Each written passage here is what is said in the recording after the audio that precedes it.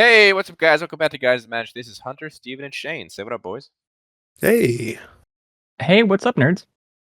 We are back this time, today being June 8th, 2023. Another dose of daily spoilers from Lord of the Rings, Tales of Middle-earth. We got a whole bunch of spoilers, mainly from the Precon decks that were announced today. And yes, we are working away at making those $100 and $300 upgrade lists for each deck. But we do have some spoilers to talk about that are not from the Precons, and we got here is Sting, the Glinting Dagger. Sting, the Glinting Dagger is 2 generic mana for a legendary artifact equipment. This equipped creature gets +1/+1 and has haste. And at the beginning of each combat, untap equipped creature. And equipped creature has first strike as long as it's blocking or blocked by a goblin or orc. Equip cost of 2. So we got Sting, the almighty sword. It's actually the Glinting Dagger. Yeah, well, it's a sword. I think it's great. When a hobbit holds it. That's true. Yes, when a hobbit holds it, or a goblin, it's a sword. It's a great sword. I like it. It's interesting, right? It's like pseudo vigilance. It's at the beginning of each combat, right? So it's not pseudo vigilance. It's so, let's say you activate an ability of a creature, and then at combat you can untap it to attack with it. That's pretty cool. That's okay. Just okay. That's just okay. You don't like First it? strike though. If you have a goblin, be going against goblins. You also have haste, so you can put this on something, activate their ability, and then go in combat with it. I like the top part for sure. Yeah, I do. I mean, I think this goes into a lot of decks. Yeah, like what? Put it on the commander, dude. Goes in Kalia. It does go in Kalia. I mean, pretty much just got to give Kalia haste, though. I don't know if this sword needs to go on Kalia. Well, yeah, I mean, like any way to give her haste is great. So this is just another way to give her haste. Sure, giving haste to anything is always great. I just like the capability of activating whatever creature you want and then having it back on combat immediately is great. I think that's pretty cool. Sting, the Glinting Dagger. Interesting card. Moving on to a new Aragorn. This is Aragorn, Company Leader. It is 1 a green, a white for a 3/3 legendary creature human ranger. It says whenever the ring tempts you, if you chose a creature other than Aragorn, Company Leader, as your ring bearer, put your choice of a counter from among First Strike, Vigilance, Death Touch, and Lifelink on Aragorn. It also says whenever you put 1 or more counters on Aragorn, put 1 of each of those kinds of counters on up to 1 other target creature. That seems fun. All right, I'm gonna say it. You ready? Ready. Go ahead. Oh, Perry.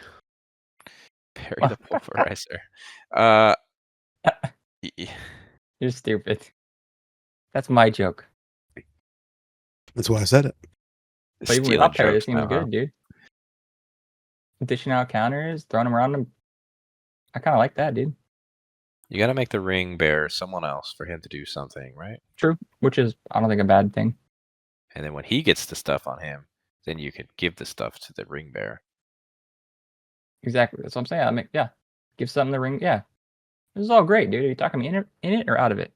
Confused. I'm talking you up. It. Oh, okay. Talking it up. We're talking it up into it. Okay. This seems like a fun card. It does seem like a fun card. I like putting counter stuff on things. That was a great sentence, too. Thank you. Steven, what do you think Steven, about you got a good sentence for us, dude? I mean, I'm not a fan of this card, man. I don't know. I'm not like the counters moving thing is not like my thing. I also like the ring bearer concept it's going to take some time for me to get used to. It is a different kind of concept for me, but I don't know. I just like the counter theme has never been my go-to theme in a deck. But these aren't just normal counters. These are First Strike, Vigilance, Death Touch, and Lifelink, which is that is fantastic keywords. It's not like it's just a 1/1. It's not till end of turn either. Oh, I guess you. I mean, when you put it like that, it's pretty tempting. Is it tempting you? The ring tempts him. Would you like me to be your bearer? No, I'd like you to put a first strike counter on me. Moving on to Flame of Anor. This is 1 a blue and a red for an instant. It says choose one. If you control a wizard as you cast this spell, you may choose 2 instead. Target player draws 2 cards, or destroy target artifact, or it deals 5 damage to target creature.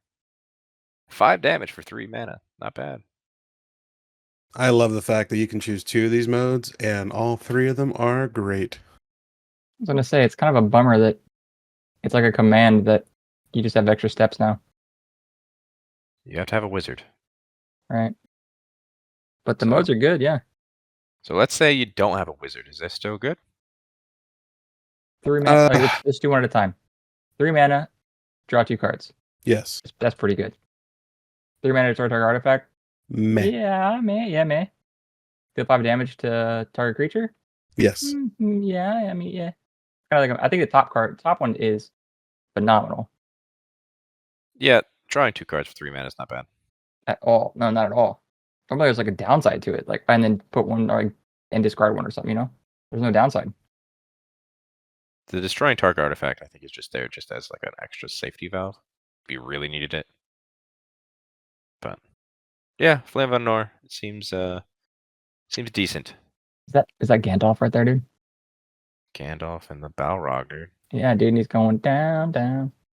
There was a ringing clash and a stab of white fire, and the Balrog fell back to the bottom of the deck, and then he went to 4th of your deck. Next up, we've got the Balrog, Durin's Bane. It is 5, a black and a red for a 7/5 legendary creature avatar demon. It says this spell costs 1 less to cast for each permanent sacrifice this turn. It's got haste. It says it can't be blocked except by legendary creatures, and when it dies, destroy target artifact or creature an opponent controls.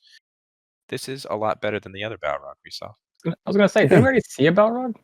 Yeah, the one that was really bad. That was like, oh, if The a legendary vanilla creature one? dies, then it goes to the bottom of your library. Yeah. What do you think, David? I think this is so much better. Thanks, David.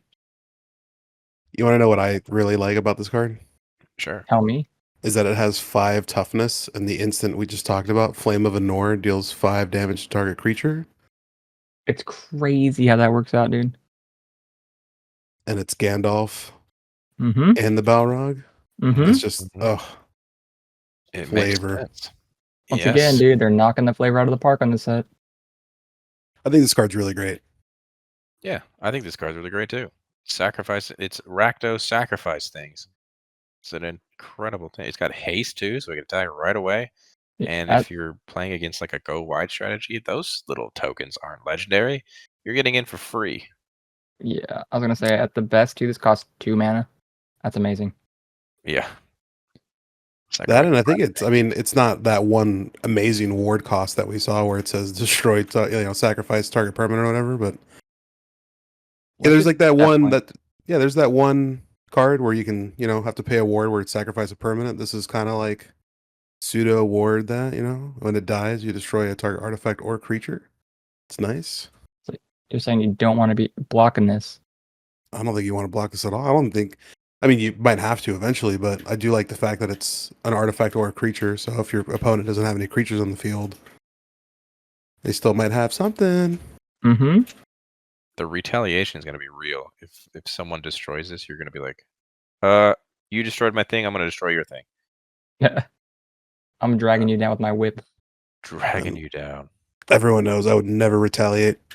Oh, of course not. You're very wholesome. Yeah, the flavor here, dragging you down with me. Yeah, Balrog. This one's way better than the other one. Moving on to Dawn of a New Age. It is 1 and a white for an enchantment. It says it enters the battlefield with a hope counter on it for each creature you control. And at the beginning of your end step, remove a hope counter from Dawn of the New Age. If you do, draw a card. Then if Dawn of the New Age has no hope counters on it, sacrifice it and you gain 4 life. I'm going to say it, Steven. I'm going to say it. Say it. Parry the Pulverizer, dude. It's a new kind of counter. I mean, dude, this is an amazing card. Yeah, it's pretty cool. White card draw. Oh yeah, David would love that. David loves when they break the color pie, right? Yes. No, I think this card's well enough. Like, it depends on how many creatures you have for this to be decent, right? But you can also proliferate this to keep those hope counters coming. This is true. But at the end of the day, I mean, even if I have two creatures on the field for 2 mana, draw 2 cards over 2 turns, and then I gain 4 life after that's done, I'm not mad at that. Yeah, not at all. And I like too that it comes down and does something the turn it comes down. Mm-hmm. Card draw. Seems good. Seems real good. I'm a big fan of these new enchantments we got going on here. You know what, Shane? I'm going to say it. Okay, that's it. Good card, good. Good card, good. Good card, good. We're all on board. But those are all the cards from the main set. Now we've got cards that are coming from the precons that we wanted to talk about. They're just a couple of sagas. We're not going in depth with the entire deck list of everything. If you guys wanted to see all the cards, of course, follow us on our Instagram where you're going to find every single card that we post all the time from spoiler season. But the first one is from the Food and Fellowship deck. It is of herbs and stewed rabbit. It is 2 and a white for an enchantment saga. Its first lore counter says put a +1/+1 counter on up to 1 target creature, create a food token. Its second lore counter says draw a card, create a food token. Its third and final lore counter says create a 1/1 white halfling creature token for each food you control. The flavor here is pretty incredible because all of the hobbits show up when there's food. That is true. Yeah, but I think this card is pretty cool. Seems like Yeah. and it does a lot of stuff. Yeah, it does. I just feel like this would be broken very easy. Just like create a shit ton of food, create yourself an army, call it a day. Oh yeah. Oh yeah. I mean, that's why it fits into the Food and Fellowship deck, right? It's gonna fit into a good token strategy deck too, dude. Mm-hmm. This goes like just absolutely crazy with Academy Manufacturer. I make a food, I make a clue, I make a treasure. Treasure. Call back. Yeah, herbs and stewed rabbit. It's a pretty solid enchantment. Moving on to the enchantment that was from the Hosts of Mordor Precon deck. This is In the Darkness, Bind Them. It's 2, a blue, a black, and a red for an enchantment saga. Its first, second, and third lore counter are all the same. It says create a 3/3 black wraith creature token with Menace. The ring tempts you. And the fourth and final lore counter says for each opponent, gain control of up to 1 target creature that player controls until end of turn. Untap those creatures. They gain haste until end of turn. The ring tempts you. Damn. So I got a lot of stuff going on there. This is a really good card, dude. For 5 mana, you get a 3/3 each turn for the next 3 turns. Yep, with Menace. And the ring tempts you. And you're getting the bonus from every ring step. Like, that's really good right there. And then you just steal their stuff. They gain haste. Ring tempts you again. This has the ring tempting you a lot. That's really good. One would say this tempts you 4 times. And that's just by itself, dude. Yeah. I like it. 4 steps on a saga. Seems good. I don't want to say too much on this card. It's in my Precon deck. It better stay in there. It might. And the saga we're going to talk about is actually from the Elvish Council deck. It is Song of Eorendil. It is 3, a green, and a blue for an enchantment saga. Its first lore counter says scry 2, then draw 2 cards. Its second lore counter says create a treasure token and a 2/2 blue bird creature with flying. And the third and final lore counter says put a flying counter on each creature you control without flying. Shane, this is a pretty cool card that's in the Precon deck you're upgrading. Yeah, I think I might have to keep it as well because that seems like a lot of good things that I want to be doing. I like that a lot. Yeah, we've seen, like we've said in previous videos, the Simic elves in this set really want you to scry.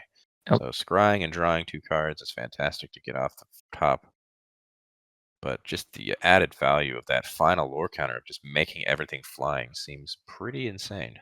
Yeah, it's kind of like a really good finisher. Yeah, because it's not until end of turn. You just get that flying counter.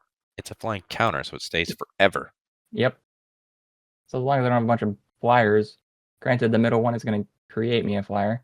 So that one's not going to get it, but all my other creatures on the battlefield, boom.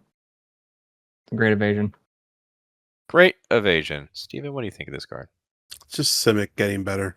It's stupid. I love it. That's a good commentary there. I want Simic to be the best, dude. I mean, if I'm being honest, like when I first saw this card, I was like, I'm throwing this straight into Thanos. Yeah. Thanos. Yeah, man, Thanos the toy maker. I know. It's pretty good. Wouldn't a lot of Thanos' things already have flying?